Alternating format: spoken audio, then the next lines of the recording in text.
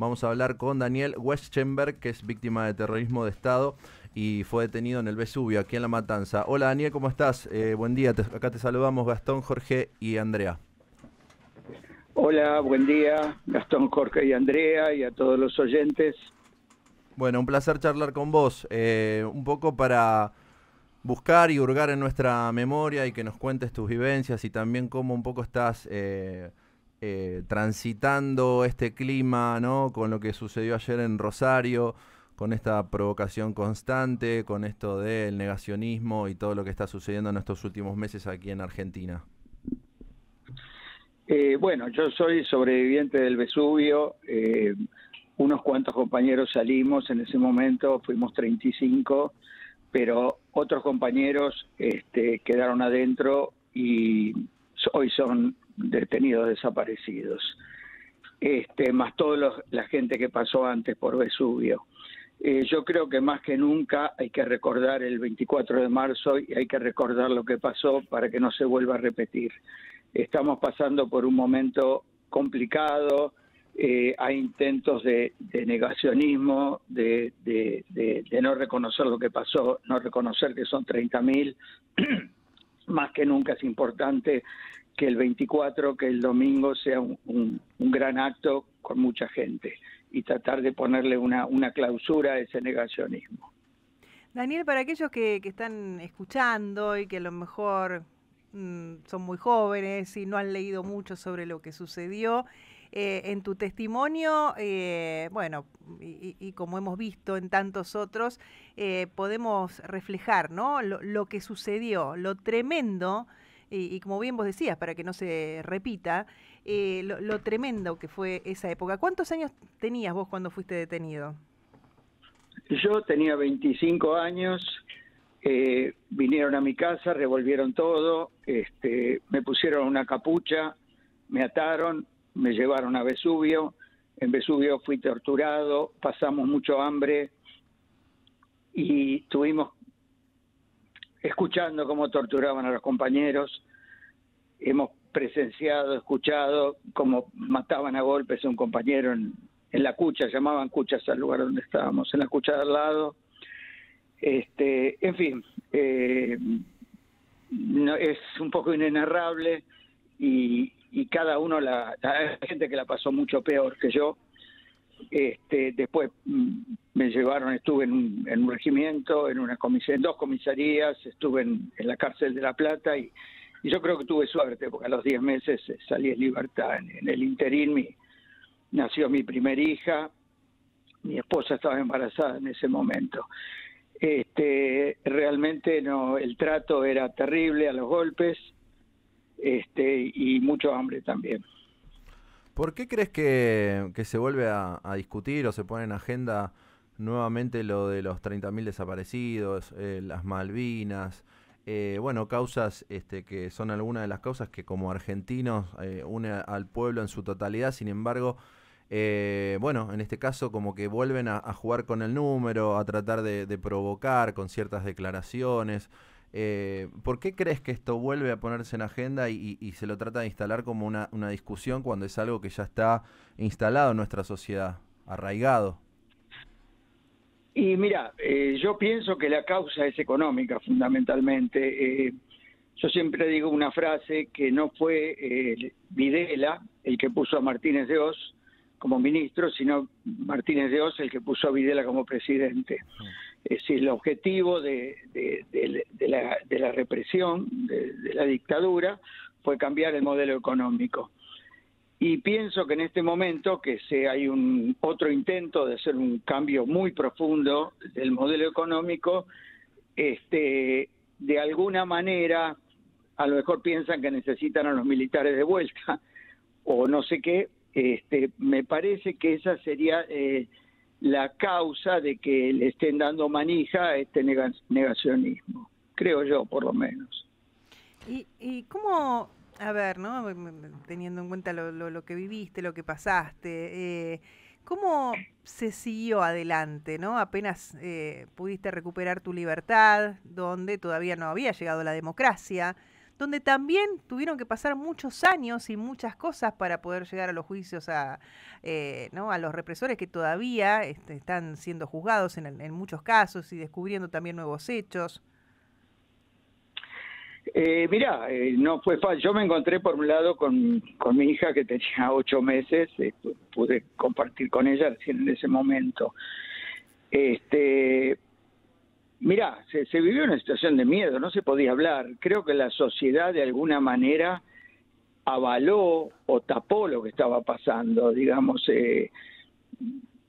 Yo tuve muchos compañeros que se fueron del país, otros nos quedamos, pero más que nada con miedo. Yo no lo pude contar a gente extraña hasta que asumió Alfonsín. Fue la primera vez que lo conté, gente que eran de la cooperadora de la escuela de mi hija.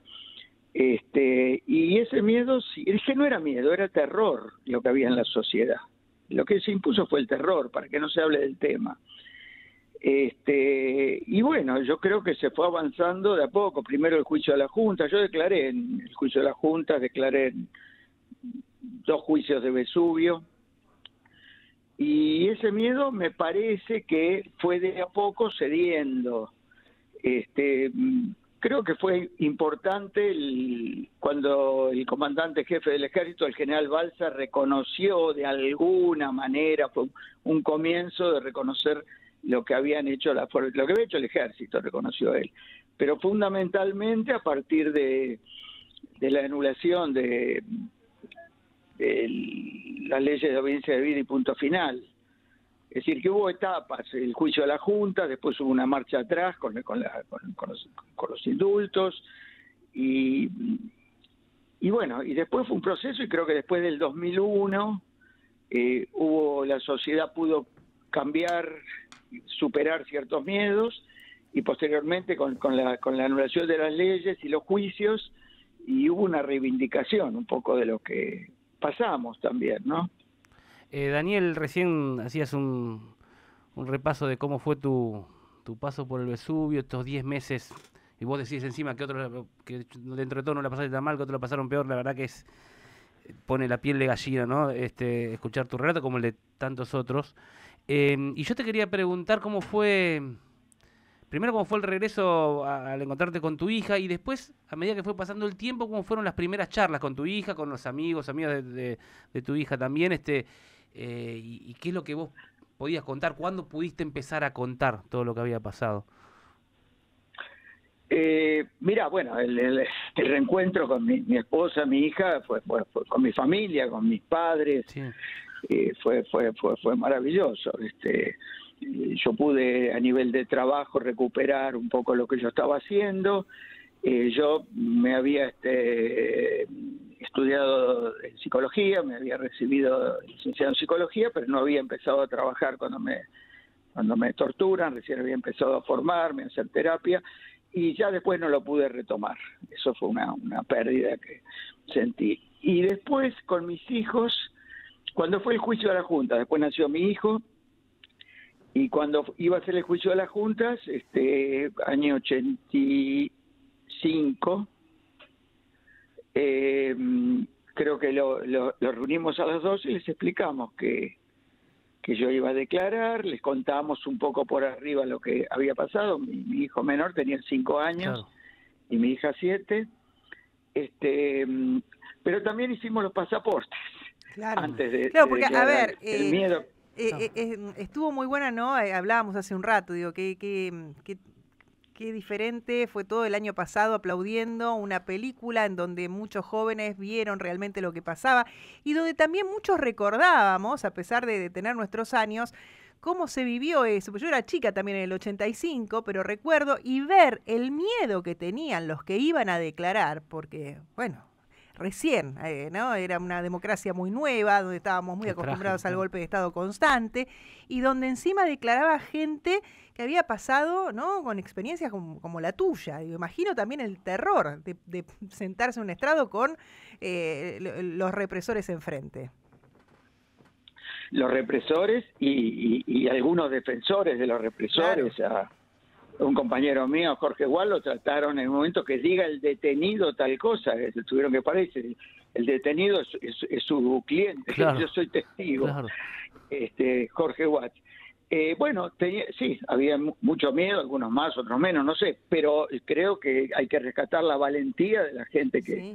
que fue a declarar, los casos, Víctor Basterra, que había sacado las fotos de los represores de la ESMA, llevar todas las fotos, me parece que hay que en ese momento hay que reivindicar, hay que levantar a todos los testigos que pudieron un poco más, un poco menos declarar.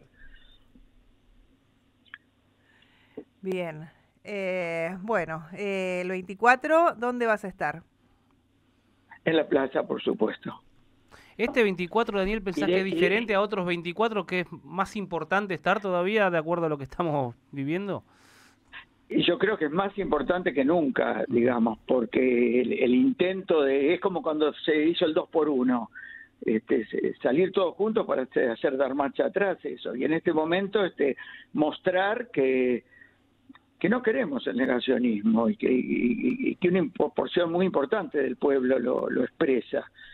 Yo iré con compañeros de la Comisión Vesubio y Puente 12 o con otros compañeros, pero a la plaza voy a ir y me encontraré con mis hijos y con mis nietos en la plaza.